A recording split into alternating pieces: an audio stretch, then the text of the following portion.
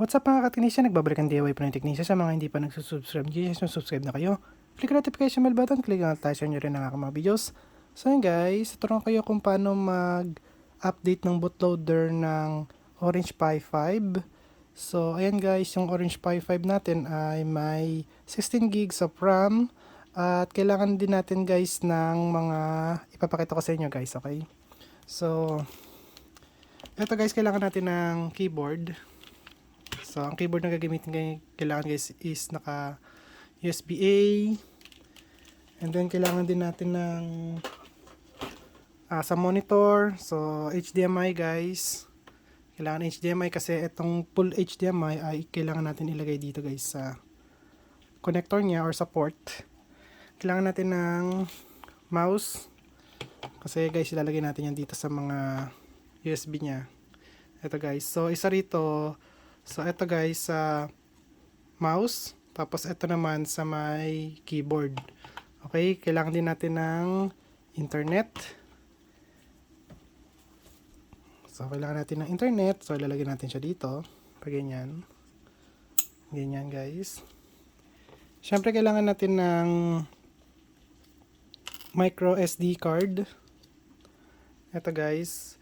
So, huwag nyo intindihin yun yung gigabit niya or gigabytes pala. So, huwag nyo intindihin yung 128 gigabyte. Ang kailangan nyo lang guys at least 8 gigs. Okay? 8 gigabyte or 8 gig. Okay? Ayan. So, and then guys, eto temporary lang yung heatsink kasi pagka nag-update to guys, uminit kasi yung processor niya. So, yung processor niya nasa ilalim. So, tignan natin yung processor guys para makita nyo. So, ayan guys yung processor niya. Rack chip. So, RK3558S. Ayan guys yung ano niya. Yung processor. So, bali guys, pagkatapos ko nito, kasi temporary lang naman to, dito ko na siya ilalagay. Okay? Kasi kaya hindi ko muna to ginagamit sa ngayon dahil ilalagay natin to yung NVMe guys. Ayan. So gamit ko ay Sabrent 1TB NVMe Racket guys yung ano niya. Yung tatak. Ayan. So ayan, Racket NVMe PCIe M.2 2230 SSD. So, naka-MK yan guys ha. Okay. So, kung gagamit kayo ng yung MK tsaka yung isang B-key ba yun? Basta yung mga ganon. Ewan ko kung B-key yung isa. So, basta yan guys. So, basta MK guys, mas magandang gamitin kasi mas mabilis ng MK. So, yan ang gamit natin. Okay. So, model number niya ito. Ayan. SB-2130- 1TB. Ayan. So, and then, kailangan natin ito. Sabrent na naman, guys. Yung product na Sabrent ang ginagamit natin kasi maganda, guys, talaga ang Sabrent So, eto, guys. Bubuksan nyo lang to. And then, eto yung ginagamit ko as, ano niya, guys, SSD card reader or SSD reader or NVMe reader. Ayan. So, ilalagay nyo siya dito. Ayan. Okay? Papakita ko sa inyo guys kung paano yun. And then, ang kagandahan kasi nito, ito ang model number niya guys. So, ayan yung model number niya. DS, sorry guys. DS-UCMH. So, ito kasi guys ay cloner. So, ilalagay nyo yung SSD nyo rito. Ayan. Kung ang SSD nyo, kunyari ang OS nito or yung image nito ay Adopisoft. Tapos ito wala pang image kasi bago pa lang to. Ayan. So, ang gagawin nyo guys, ito ilalagay nyo lang dito. So, pasok nyo siya dito. And then, kailangan sarado to. Lagyan nyo ng power supply niya, yung adapter. Turn on nyo lang to guys. Yan, turn on. So, nandito yung software niya, or nandito yung image ni Adobe PySop, or kung si Pisofy, or si, sino ba to? Yung Wi-Fi ng bayan, ganon. Tapos yung isa pa, yung bago ngayon na Wi-Fi 5 soft. So, basta kung nandito yung software niya, yung image niya, tapos ilalagay niyo sa NVMe. So, ganito gagawin nyo. So, nasa SATA siya. Tapos, lalagay nyo sa NVMe. So, ang gagamitin nyo yung number 2. So, lalagay nyo lang to sa number 2. Tak. And then, hold nyo lang to. Pagka-hold nyo to, eto guys, magbiblink yan. Pagka nandito na yung LED niya or yung indicator, nandiyan na, so ibig sabihin, ready na yung NVMe. So, tatanggalin nyo lang siya, ilalagay nyo lang siya sa may Orange Pi 5. Okay? Or kung saan nyo siya gagamitin. Ganun kaganda yung sub-rent na to guys. So, ayan.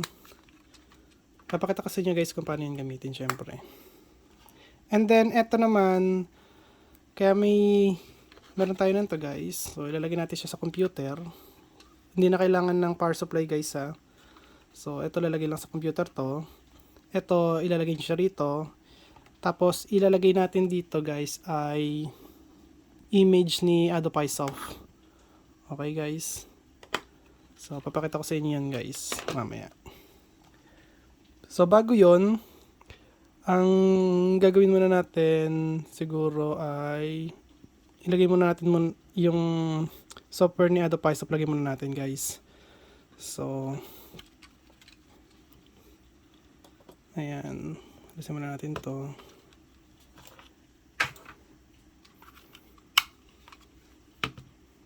Pasok lang natin to dito.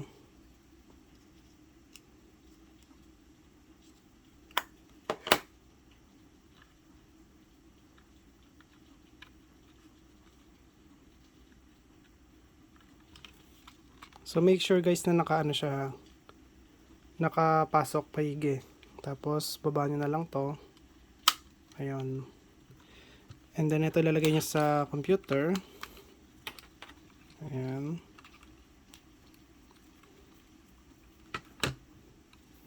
And then buksan natin guys yung computer. Ilagay muna natin dito yung software ni Adobe PySop. Kasi dito guys, ang ilalagay natin dito ay Ubuntu image. Okay? So, kailangan din natin dito ng card reader. So, talagay nyo lang siya dito. Tapos card reader na siya guys. Okay? So, kayo nang bahala kung ano yung gagamitin yung card reader. So, ayan guys, babalik ako pagka nasa computer na tayo. So, ayan guys, nasa computer na tayo. Ngayon, gagawin natin, ipasok natin to or ilalagay natin to sa computer. Ayan guys nasa computer siya. Ayan o. So, lalagay ko lang siya dito. Tapos, i-on ko lang to. Ayan. Saan na ba yan? Hindi nyo kita eh. Ayan guys, so on ko lang to. Ayan. And then, ilaw na yan. Ayan guys. So, wait na lang tayo. Ayun guys, pumasok na. Tumunog na kasi siya. So, kapag ka ganun, syempre guys, wait na lang tayo na tag dito, lumabas. Or, pagka hindi lumabas guys, okay lang yan. So, papakita ko rin sa inyo guys kung paano. So, punta muna tayo sa website. Kahit na anong website guys. Google Chrome, Firefox, Edge. Bahala kayo guys kung saan kayo. Kung ano yung gusto nyo website guys. So, punta tayo sa may Adobe PySop. Adobe PySop. Ayan. Tapos, eto guys sa downloads. So, ayan. Okay. And then, ilalagay kasi natin siya guys sa Orange Pi 5. Ito guys Orange Pi 5. So, ARM board computer siya. ARM board na 64 or ARM 64. So, download nyo lang to. So, click download. Tapos ito guys, pagka-click nyo ng download na to, okay, lalabas yan or magda-download yan guys sa may download ng computer nyo. So, saan siya pupunta guys? So, pindutin nyo itong gilid. Tapos type nyo PC. Tapos enter. Pupunta siya guys dito sa may download. Nakasulat ito. O kaya dito guys. Pares lang yan. Ito o kaya ito. So pindutin nyo lang yan. Lalabas ngayon yan guys. Nandito yan. Pero sa akin, sa case ko guys, lalabas siya dito sa may compress. And nandoon na siya sa may saan yung orange pie? Kaya Adobe Pysoft ito guys. Adobe Pysoft. And then ito na siya guys. Ito. Okay. So pagka nakita nyo ng ito yung pangalan niya guys. Kasi yung portion ang pangalan niyan eh. So double click nyo yan. Click nyo lang siya guys isang beses. Extract to ito. Tapos i-click nyo tong desktop. Ito. Tapos click nyo okay. So wait lang kayo ng ilang minuto. So wait nyo lang yan guys. Minuto lang, minuto segundo lang yata yan. Depende sa computer nyo kung gaano kabilis. So ayan. Sa akin segundo lang. Ayan. Wait natin siya ng ganyan guys. Kasi lalabas yan sa desktop natin mismo guys. Pakita ko sa inyo. Kaninang nakalagay sa desktop natin ano lang eh. Recycle bin. Okay. Nakalabas na siya guys. So X na lang to. X na rin to. Tapos X na rin yan. Kasi kung na-download nyo na, no need na to. Ito na siya guys oh. Nasa desktop na siya guys ha. Balik tayo sa website. Download nyo ang Balena Etcher. Ayan, so Balena Etcher. Ito guys etcher.balena.io. So click nyo yan. Tapos download nyo lang yung Balena Etcher. So lalabas yan guys sa download it guys, PC. Tapos sa may download. Nandito rin yan guys. Pero sa akin, syempre, nandoon na siya sa may Adobe Pysoft ko.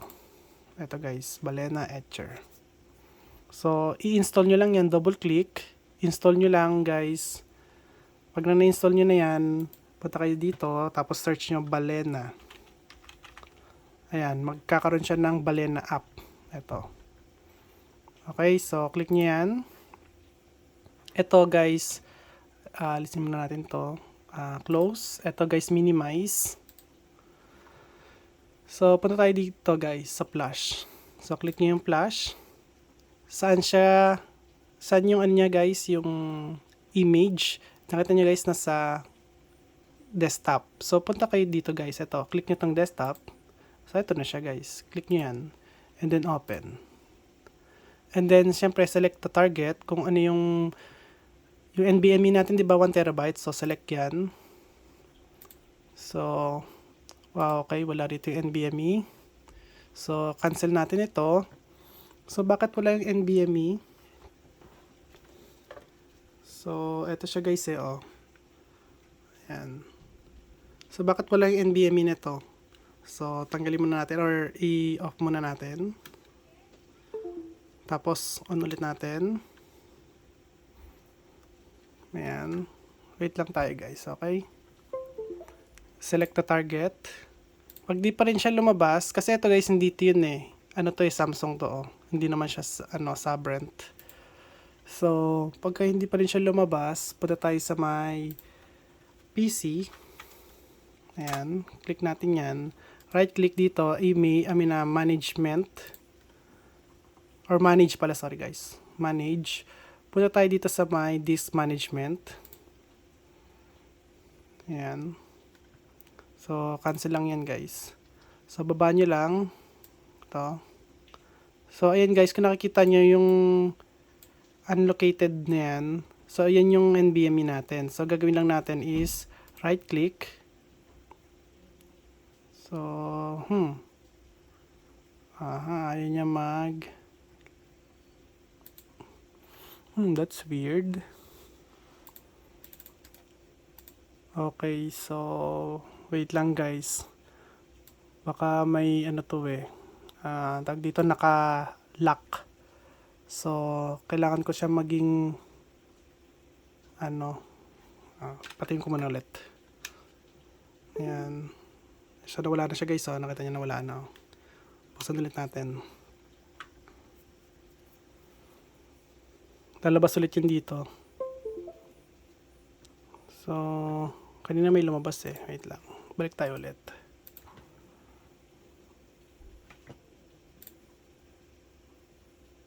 Ito guys. So, this 5. So, nasa this 5 siya, di ba kanina? So, gagawin natin dito is...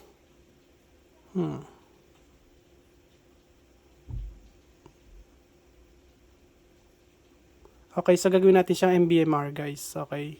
So, okay lang natin. Ayan. So, tingnan natin. Ayun guys. May selection na siya.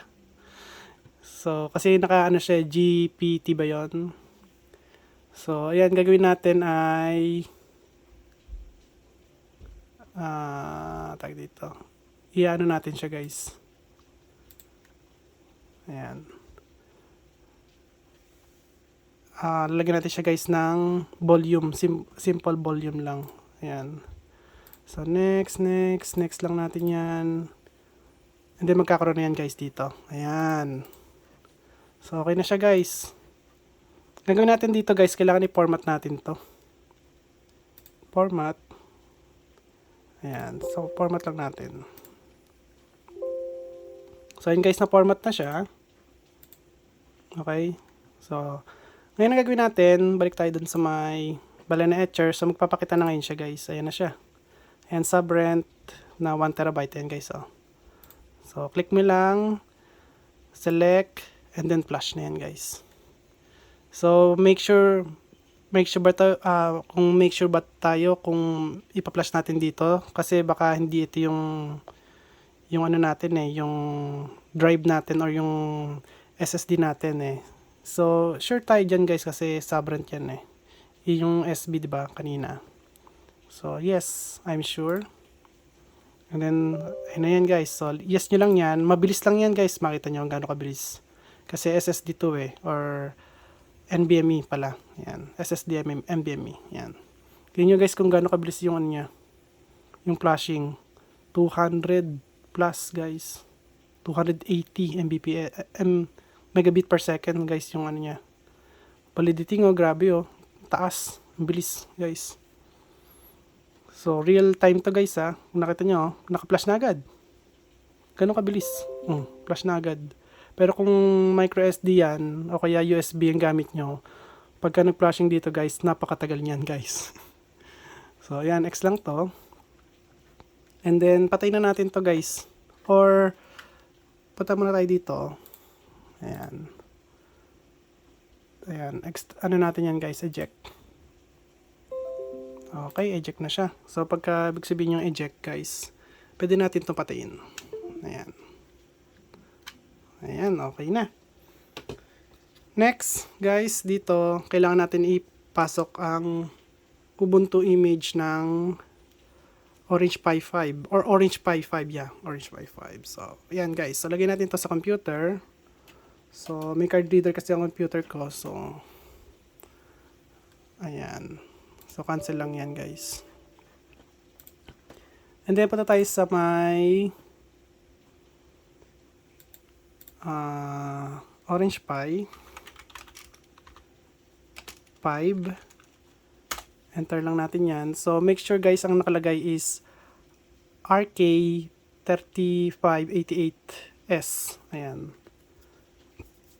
So, click nyo yan. Punta kayo sa download. Baba nyo sa Ubuntu.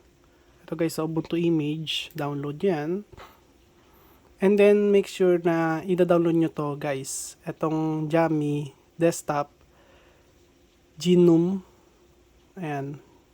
Okay. So, dito kayo guys. Ito, i-download nyo to. Click nyo yung download.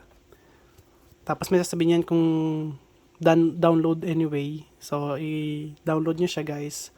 Pupunta ulit yan doon sa may PC natin. Tapos sa may download. Dito siya guys lalabas sa may Orange Pi. Ito yung lalabas niyan guys. So sa inyo guys, nandito yan. Nandiyan dyan. Basta nandiyan dyan nakalagay yan. Sa akin kasi nakalagay yan dito. Kasi na-download ko na siya guys eh. So ayan na siya. Okay. Ngayon, double click lang natin yan. Lagay natin sa desktop. Okay. So double click. I-click nyo to guys. Ayan guys. I-click nyo yung may parang ano, ayun na CD. O i-click nyo na lang yung nakalagay na, ayun na guys, so CD, disk image file. So click nyo yan. And then extract to ito. Tapos sa desktop ulit guys, desktop. And okay. Ayan.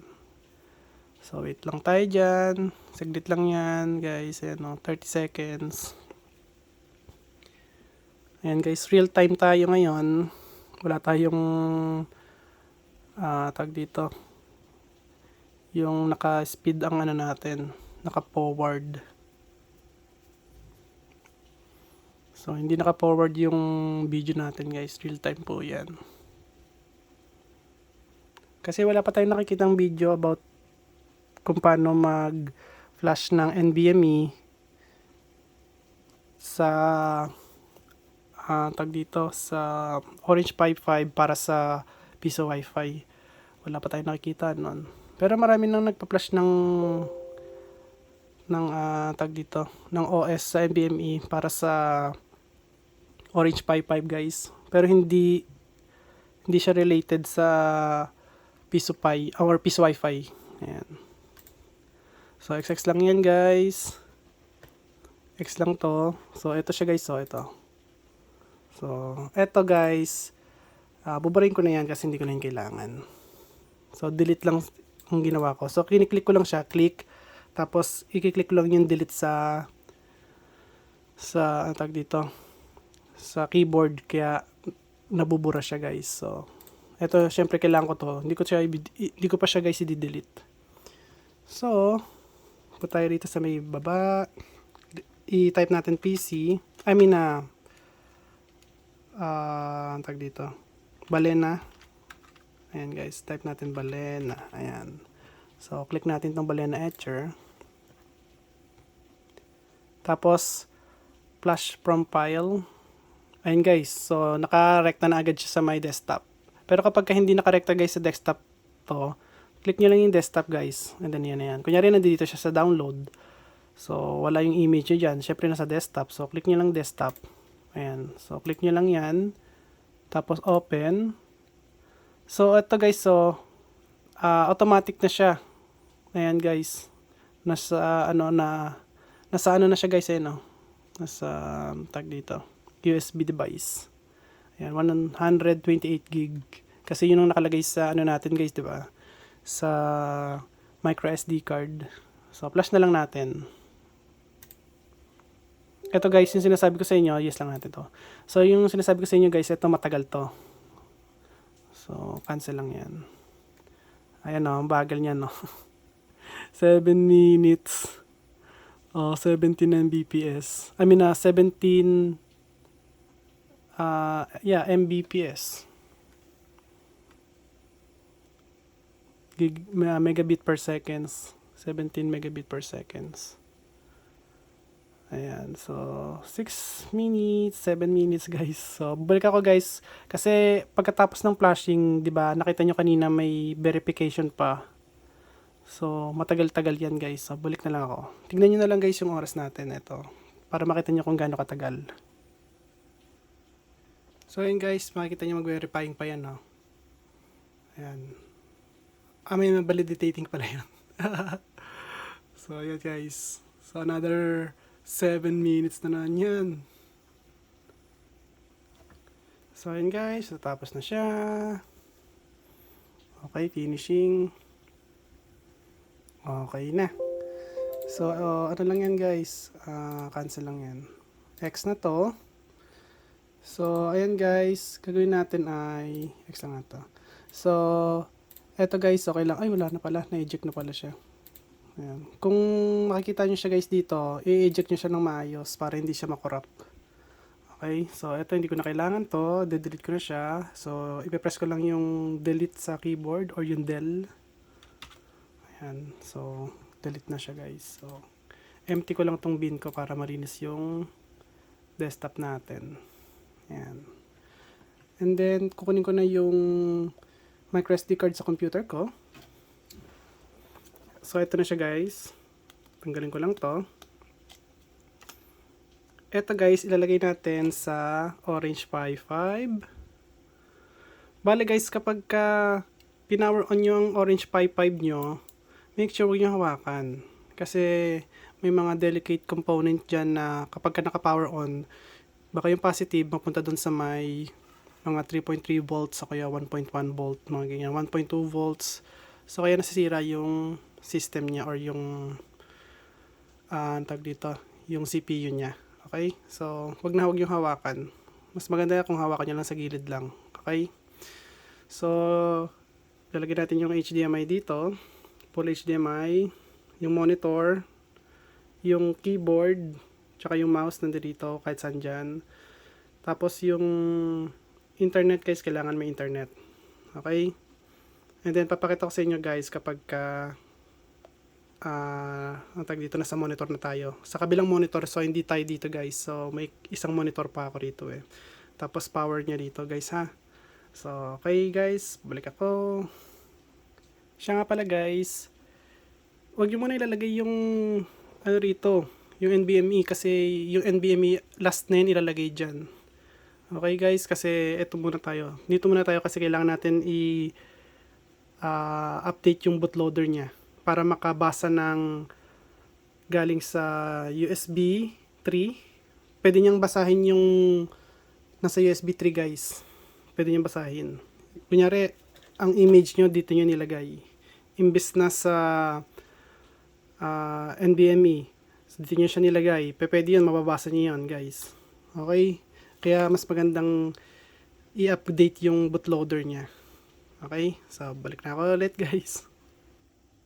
So, ayan guys.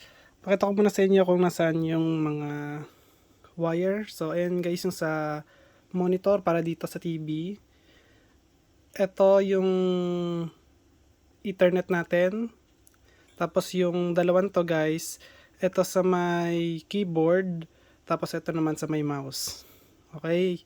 Yung micro SD natin, andito, ayan na. So, pa-power on na lang natin siya gamit yung power bank ko guys. Ayan.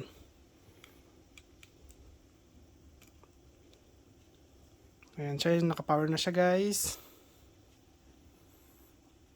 So, waiting lang tayo. Ayan. So, lumabas na yung image ng Orange Pi.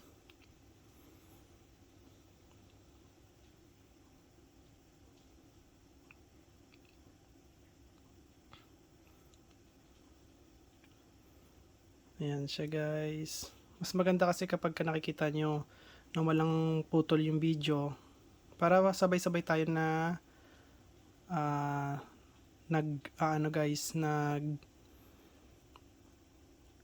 tag dito, nag-upgrade or nag-update ng bootloader.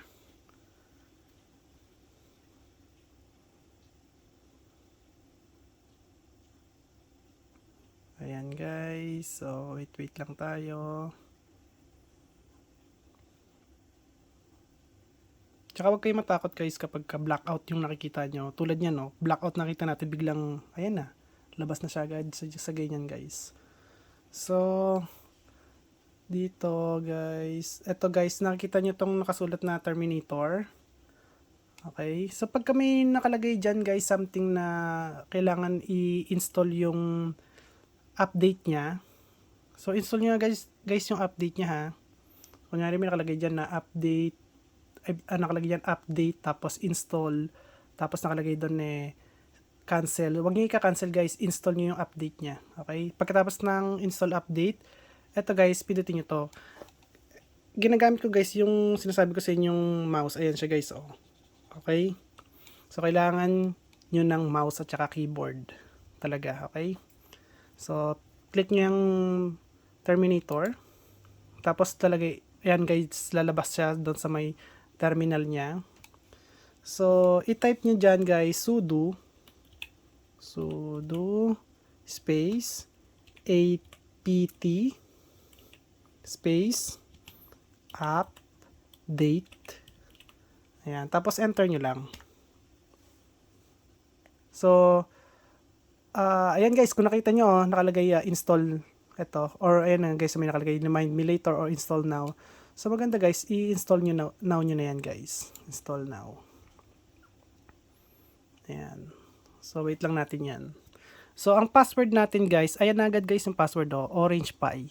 So, i-click nyo, or, i-type nyo Orange. Ayan, Orange Pi. So, pakita ko sa inyo na ayan yung password natin guys. Ayan Okay. And then, eto guys, click nyo lang tong authenticate. Ayan. So, pagka nag-ganyan, fail to download package, so okay lang yan, i-okay nyo lang. Tapos eto guys, naghahanap siya ng password ulit. So, click nyo, or i-type nyo Orange Pi. Tapos, enter. Ayan. Ayan siya guys. So, ina-update niya ngayon yan.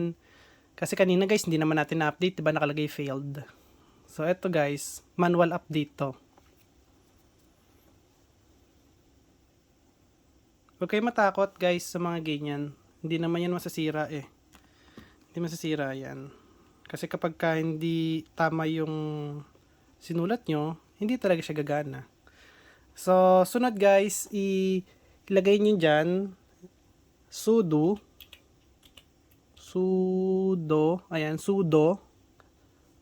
tapos space, apt, space ulit, upgrade naman natin siya. And click enter. So, ayan guys, maghahanap siya kung yes or no. So, continue ba natin? Siyempre, lagyan natin y, and then enter.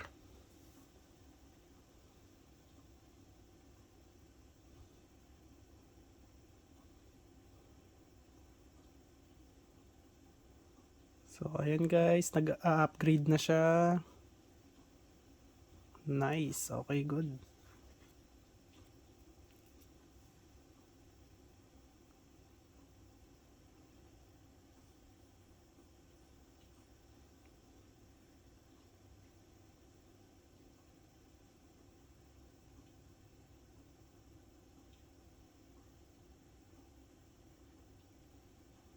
So, ayan guys, kung nakalagay, may nakalagay siya na, ayan So, install the package, certain version, yes. So, Y lang natin yan guys, Y, and then enter. Wait lang. Default version, usenet. So, N lang natin, N.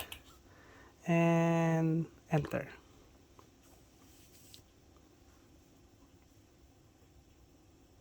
Wala tayong guys wala tayong tawag dito choice kundi N lang nakalagay. E di yun lang gawin natin. No choice tayo guys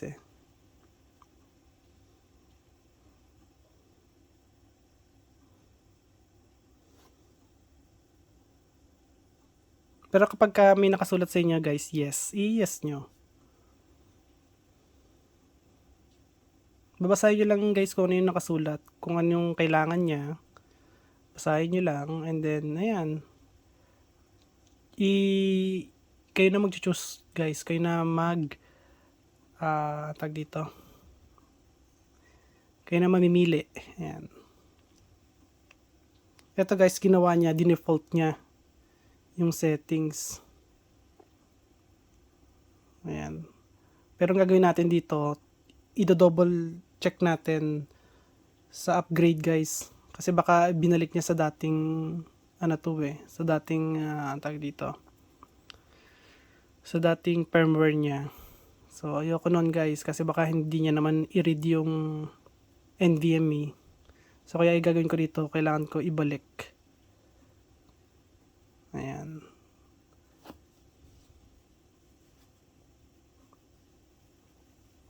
Preparing unpack. Tingnan natin guys.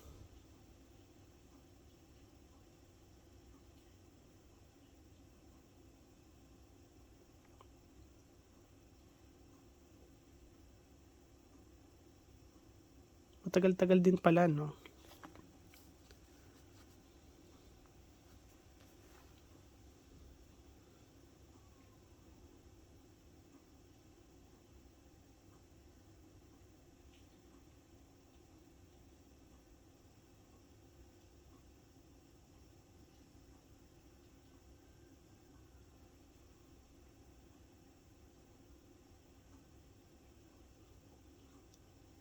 So, tingnan natin guys.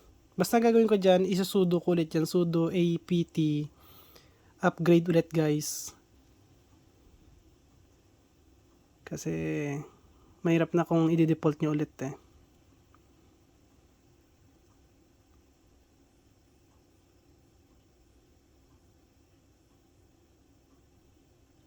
Kaya, ang kagandahan dyan guys, kailangan may heatsink talaga yung ano nyo, yung ang tawag dito, yung onboard computer or yung Orange Pi 5 kasi nga tulad niya no, nag-upgrade siya, nag-update. So iinit agad yung ano nyo guys, yung CPU. Ayan. So mahirap na, syempre.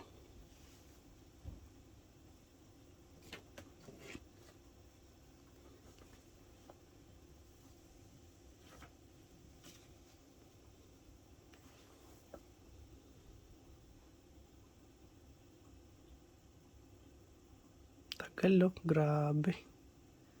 Grabe yung pagkakasetting nyo.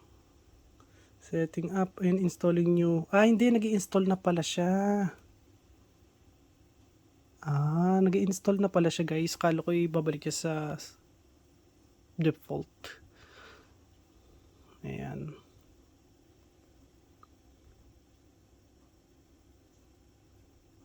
Tagal ng ano niya, setting up Alas ilang minuto rin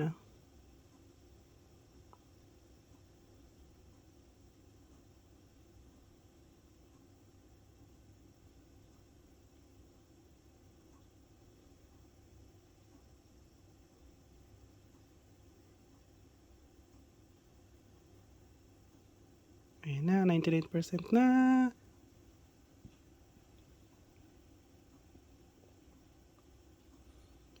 Tagal mag 100, 99% na yun na. So, waiting lang tayo. Ano mangyari sa kanya? Okay. So, nakalagay converting to boot. Okay. U-boot, okay. Okay. Okay, guys. So, na-convert niya na pala guys sa ano yan guys, NVMe booting tsaka sa USB. Ayan U-boot and converting to U-boot format. So, ibig sabihin na sa USB boot format na yan at tsaka sa NVMe boot format na rin siya guys. So, hindi ko na kailangan i-double check yung sa sudo apt upgrade. So, ngayon gagawin natin na i-type natin sudo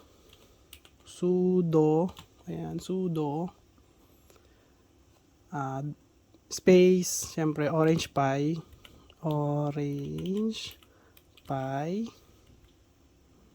tapos kailangan natin i-config yan. So dash config ayan. So yan guys, again yung gagawin nyo, sudo space Orange Pi dash config kasi config natin siya and then enter. So yan guys. So punta tayo guys syempre sa my system. So click nyo lang system, click OK. Ayan. Tapos enter nyo lang yan guys sa my install. So enter lang, enter. Tapos ang gagawin natin syempre kailangan dito sa number 7. So i-down nyo yung ano nyo guys, ito. So down nyo lang, down. Tapos papunta sa 7, ayan guys. Pagka nasa 7 na siya, click nyo yung enter, ito. Enter. Ayan. And then, syempre, okay. Ayan. And then, pagka na-okay nyo na siya guys, ang mangyayari dyan, babalik siya sa menu niya guys. So, wait lang kayo, siguro mga 5 minutes, ganyan, 3 minutes. babalik siya guys sa dating ano niya, menu. Ayan, makikita nyo guys. So, kung ayaw nyo magantay dito sa video na to, di wag kayo magantay. Pwede nyo naman skip nyo. Pero syempre sa mga bugan, hindi nila skip yan para sabay ang ano natin, di ba? Sabay yung ginagawa natin guys. So waiting lang tayo. So kung nakikita nyo nakasulat yun, no, this script will update the bootloader on SPI Splash. Ayan. So nakalagay siya sa deb. Wala na, hindi ko na nakita guys. Pero sa NVMe nakalagay, di ba? Ayan. So ayan guys, kung nakita nyo, so back lang natin siya. Paano natin baback? Ito guys, oh. So right arrow, tapos enter. Right arrow ulit, tapos enter. And then nilagay nyo dyan para mamatay yan. Sudo, ayan, space, power, off. Ayan, and then enter. Ayan guys, namatay na siya. Okay, so patay na. So, ganyan ang pagpatay niyan guys. O, diba? Wala na. Hindi na siya nagana kahit na nakasaksak yung ano natin, yung power bank. So, okay na yan. Ayan, alisin na natin yon guys. Siyempre guys, alisin na natin ito. Hindi na natin to kailangan. Ayan. And then, di natin kasi guys aalisin ito. Ayan, alisin mo natin itong SD card. Ayan, micro SD card. Kasi lalagyan natin dito yung NVMe guys. Diba na flash na natin siya. So, gawin natin, kunin lang natin to. Ito. So, alisin lang natin siya. Wiggle nyo lang. Back and forth, left and right. Tapos, lagay natin siya rito. Ayan. Wiggle lang din. Ngayon guys, kailangan ko ilagay yung screw dito.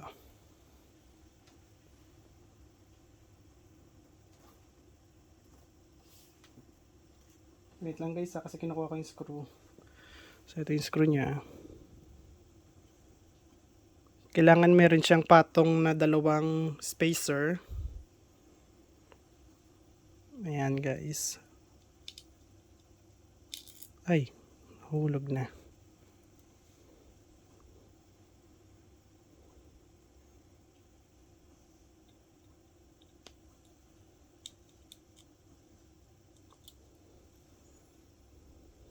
Tagalin ko muna nga to. Kasi ang bigat guys.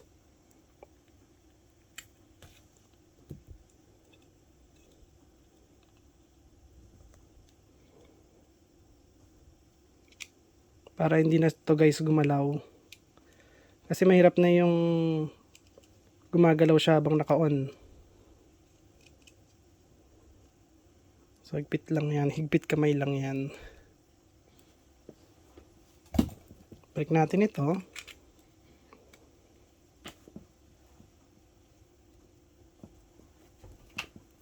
Tapos yung internet niya, syempre.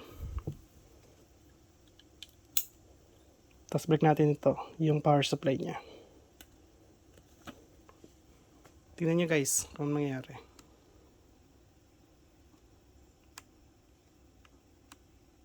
Ayun na guys. O, diba? Nagbot na siya sa NVMe na niya.